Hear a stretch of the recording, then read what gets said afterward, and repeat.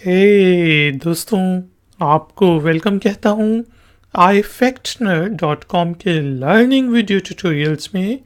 और आज के वीडियो ट्यूटोरियल में हम इंग्लिश के वर्ड एस्पेक्ट का मीनिंग उर्दू और हिंदी में जानेंगे।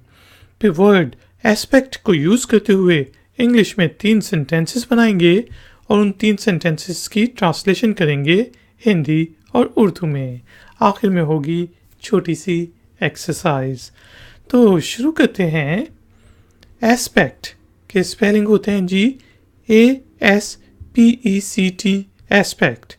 एस्पेक्ट का मीनिंग होता है पहलू। Example sentences: what are the different aspects of this article. के न्यूज़पेपर में कोई आर्टिकल आया है तो मैं आपसे पूछता हूँ कि आपने ये आर्टिकल पढ़ा है, तो इसके मुख्तलिफ पहलू क्या हैं। What are the different aspects of this article।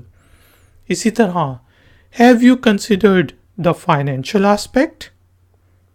क्या आपने ये प्रोजेक्ट करने का सोचा तो है, लेकिन क्या आपने पैसों के एस्पेक्ट को, पहलू को सोचा है। have you considered the financial aspect। तो कुछ लोग इसको एस्पेक्ट कहते हैं, कुछ एस्पेक्ट कहते हैं, दोनों प्रोनाउंसिएशन ठीक है। I liked the social aspect of that movie।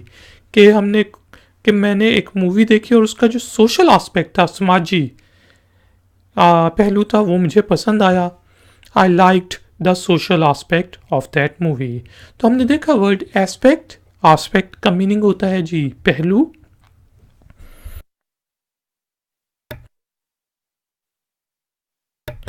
तीन एग्जाम्पल सेंटेंसेस हमने बनाए। What are the different aspects of this article. Have you considered the financial aspect? और I liked the social aspect of that movie।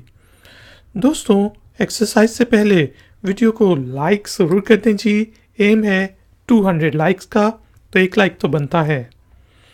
और हो सके तो video के link को फेसबुक के ऊपर, गूगल प्लस के ऊपर और दूसरी सोशल मीडिया ऐप्स के ऊपर ज़रूर शेयर करें अपने फ्रेंड्स और फैमिली मेम्बर्स के साथ।